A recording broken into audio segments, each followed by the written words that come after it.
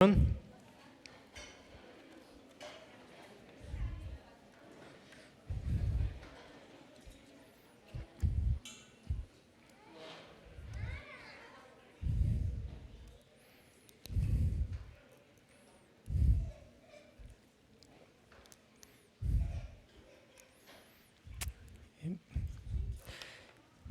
vamos a orar para comenzar y para pedir la gracia de Dios. Padre, te agradecemos por este día que nos permites estar aquí.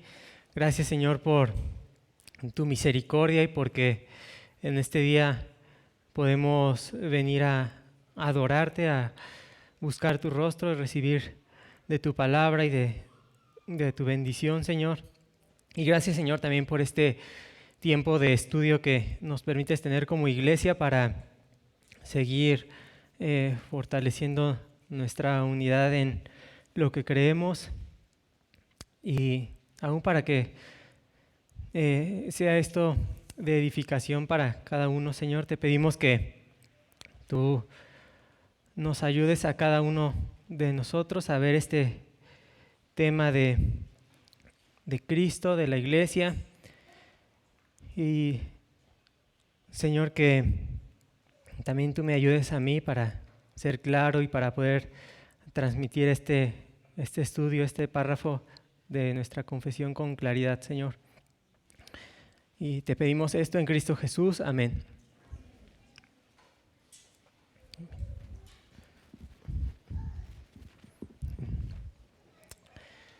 Bueno, hermanos, si hoy les preguntara a cada uno de ustedes, ¿quién es la autoridad o cabeza de la Iglesia Católica?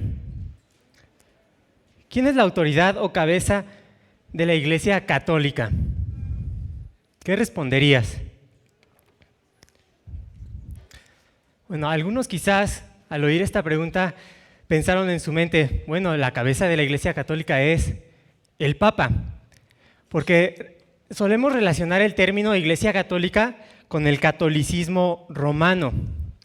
Pero algo que debemos de recordar es que la verdadera Iglesia Católica no es la romana, la que es encabezada por el Papa, sino que la verdadera Iglesia Católica es la Iglesia universal, que está compuesta de todos los elegidos que son y serán salvos por Cristo. Y eso es algo que ya vimos en el párrafo 1 del capítulo 26 de nuestra confesión.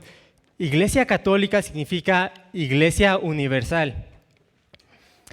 Y ahora lo que veremos en el párrafo 4 es que la cabeza o autoridad suprema de la verdadera Iglesia Católica o universal es el Señor Jesucristo, no el Papa.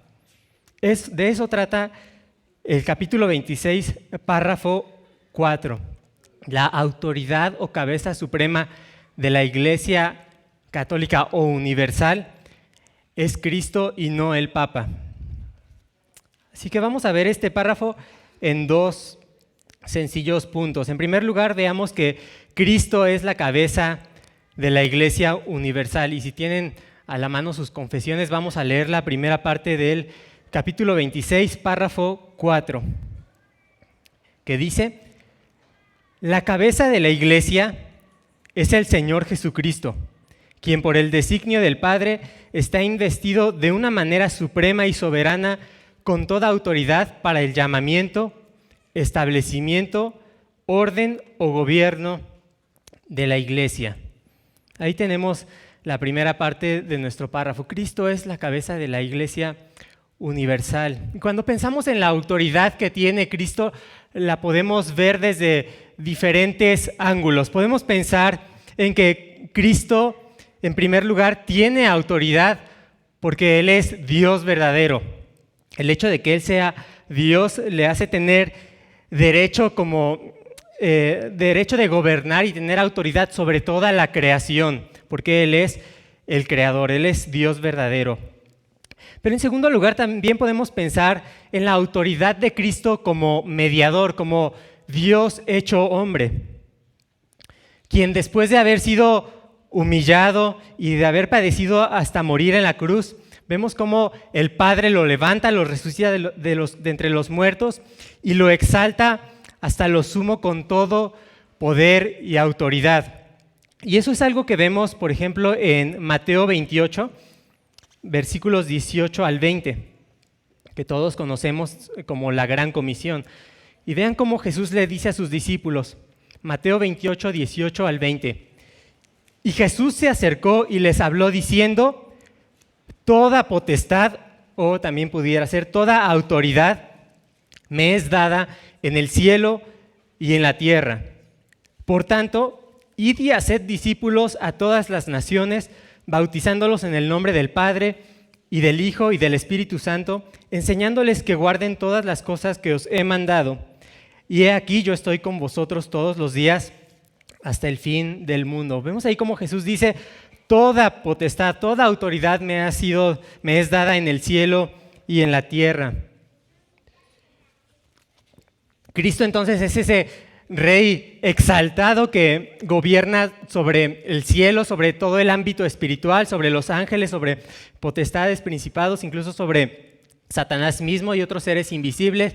También es el que gobierna sobre la tierra, sobre toda la creación material. Él es aquel que va finalmente a someter a todos sus enemigos por debajo de sus pies y que va a restaurar todas las cosas en el final de los tiempos. Esa es la segunda manera en que podemos ver la autoridad de Cristo como mediador. Y en tercer lugar, de manera particular, Cristo tiene autoridad sobre la iglesia. Cristo es la cabeza de su amada iglesia. Y esto es algo que nos deja muy claro el apóstol Pablo en Colosenses 1:18, donde dice, y Él, o sea, Cristo es la cabeza del cuerpo que es la iglesia.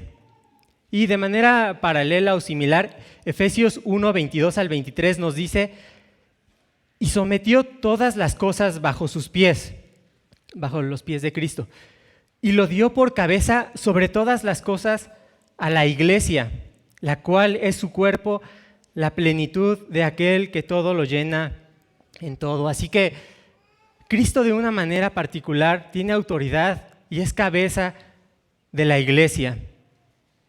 Y como se ha mencionado en párrafos anteriores, esto quiere decir que Cristo es quien gobierna a la iglesia como su rey. Él es el que dispone el orden, el gobierno, cómo se deben de llevar a cabo las cosas, las ordenanzas, etcétera.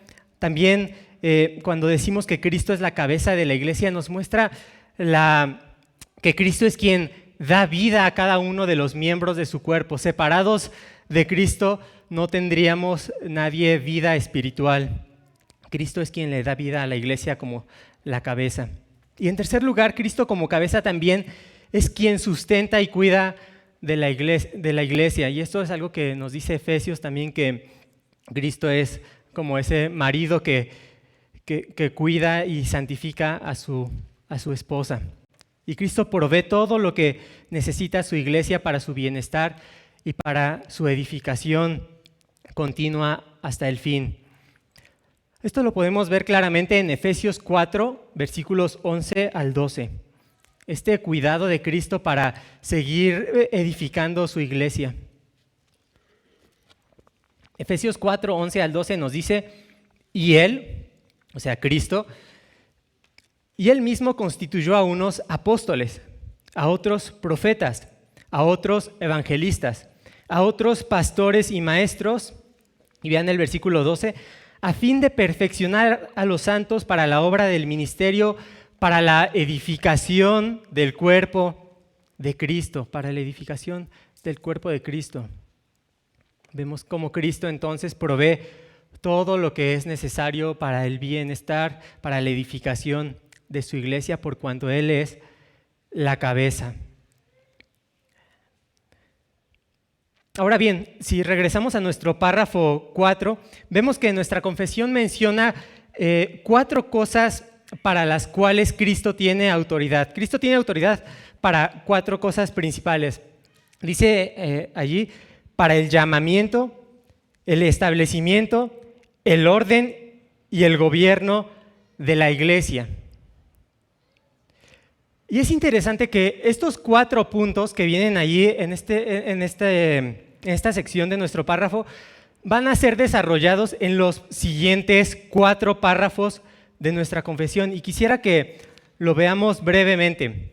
Cómo esas 4 cosas para las cuales Cristo tiene autoridad sobre la iglesia van a ser explicadas con mayor profundidad en los siguientes 4 párrafos. Y lo voy a decir de manera resumida. En el párrafo 5, por ejemplo, se nos dice que Cristo tiene autoridad para llamar a su pueblo. Cristo tiene el poder y la autoridad para sacar a su pueblo del mundo y hacerlo parte de su reino de luz, para que anden en obediencia a Él. Así que vemos ahí este primer punto: Cristo tiene autoridad para el llamamiento de su pueblo, en el párrafo 5 del mismo capítulo 26. Luego, si pasamos al párrafo 6, vemos que conforme a la voluntad de Cristo, los creyentes acuerdan voluntariamente andar juntos para formar iglesias locales. Y en ese párrafo 6 entonces vemos el poder y la autoridad de Cristo para establecer iglesias locales. Vemos entonces ahí el segundo punto de la autoridad de Cristo. Cristo tiene autoridad para el establecimiento de iglesias locales. Luego, párrafo 7 nos dice que Cristo ha determinado el orden que se debe seguir en cada iglesia local, y el orden que se debe de seguir tanto en la adoración, como Dios debe ser adorado por medio de Cristo. También ha determinado el orden en cuanto a la disciplina eclesiástica. Y para todo esto, Cristo ha entregado o delegado de su poder y autoridad a cada iglesia local. Así que el párrafo 7 entonces nos habla de la autoridad de Cristo para establecer el orden de la iglesia. Y finalmente el párrafo 8 nos dice que la voluntad de Cristo es que las iglesias locales, que cada iglesia local sea gobernada por oficiales, es decir, por pastores y diáconos en cada iglesia local de manera independiente. Así que en ese párrafo 8 vemos cómo Cristo tiene autoridad entonces para determinar el gobierno de la iglesia. ¿Cómo van a ser gobernadas las iglesias? Por medio de los oficiales, que son los pastores y los diáconos. Así que cuando pasemos a esos 4 párrafos vamos a poder profundizar más en esta autoridad de Cristo. Así que en estas 4 maneras Cristo muestra su poder, Cristo muestra la autoridad que tiene de una manera ya más práctica, de una manera más visible dentro de cada iglesia local.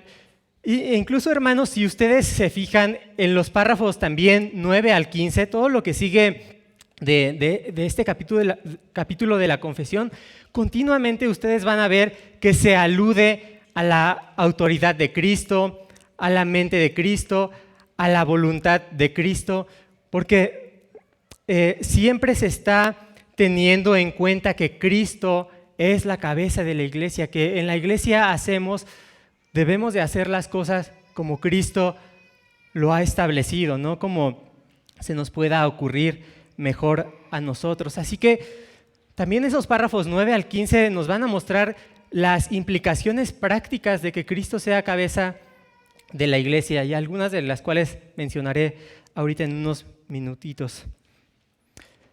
Ok, entonces la primera parte de este párrafo nos dice que Cristo es la cabeza de la iglesia. Entonces pasemos a la segunda parte de nuestro párrafo 4.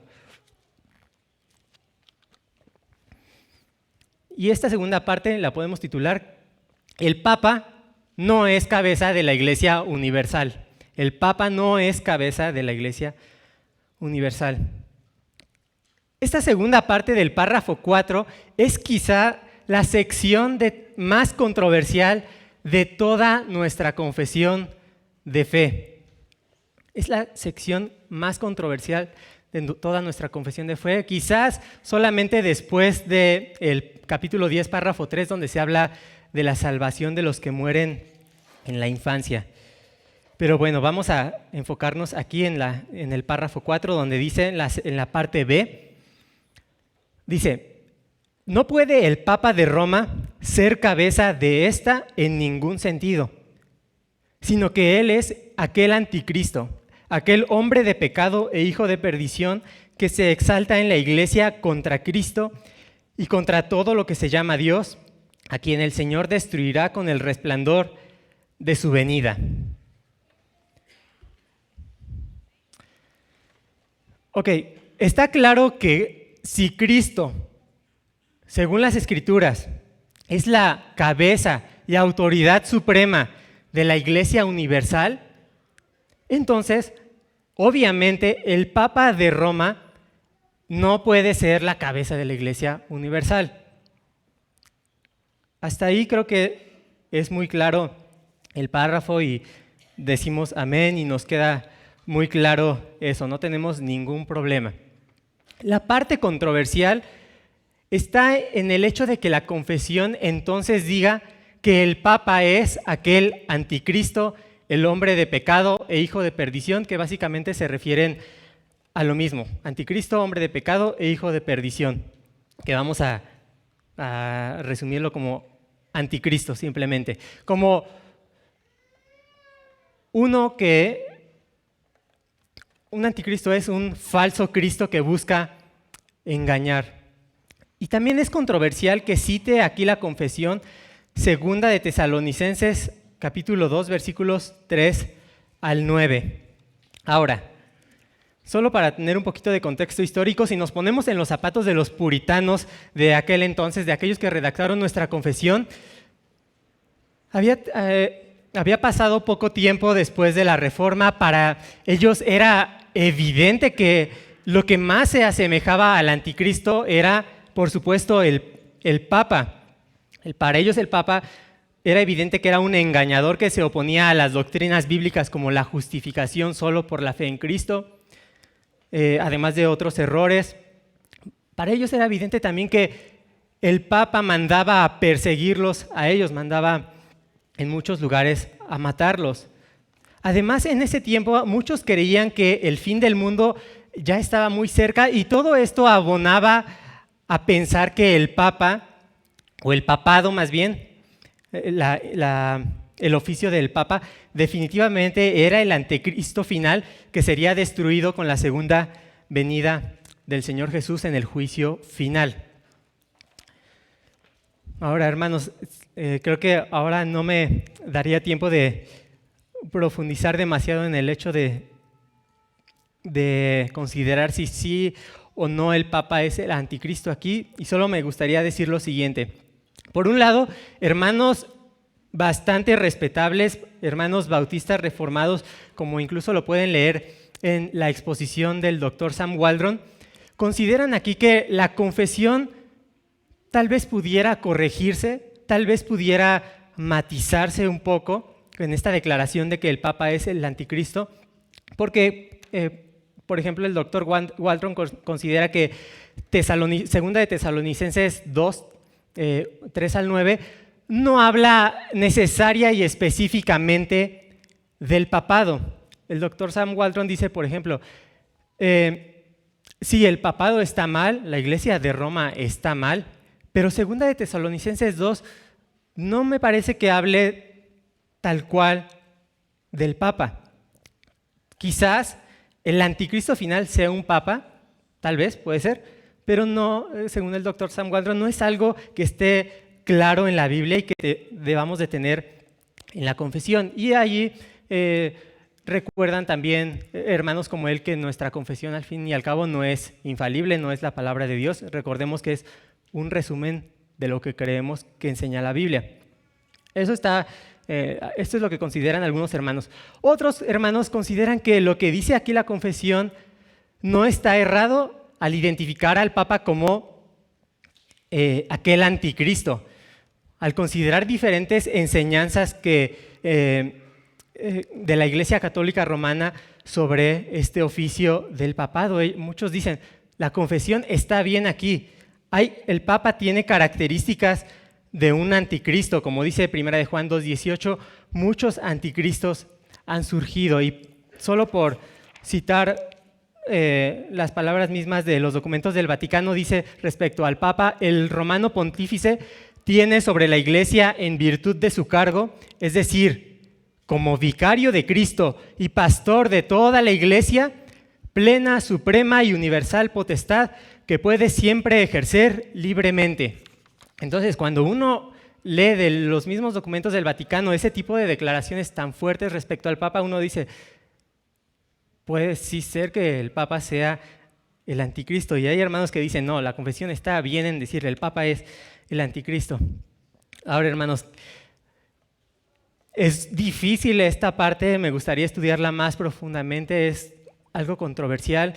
Lo que sí tenemos claro es que la institución del papado está mal, que no debería, y es una blasfemia, llamarse el vicario de Cristo, entre otras muchas enseñanzas. Respecto a este párrafo o esta sección del párrafo, algunos de ustedes podrían tener sus reservas, otros tal vez dicen, no, sí, yo estoy de acuerdo completamente en que el Papa es el anticristo. Creo que en este punto hay, creo yo, libertad de conciencia y de algo que hay que estudiar. Pero cualquiera que sea tu posición respecto a este punto del Papa y el anticristo, lo que sí no debemos de perder de vista en el párrafo 4 es que el punto principal no es hablar del anticristo y el fin de los tiempos. El punto principal de nuestro párrafo es decirnos quién es la cabeza y autoridad de la Iglesia Universal, y este es el Señor Jesucristo.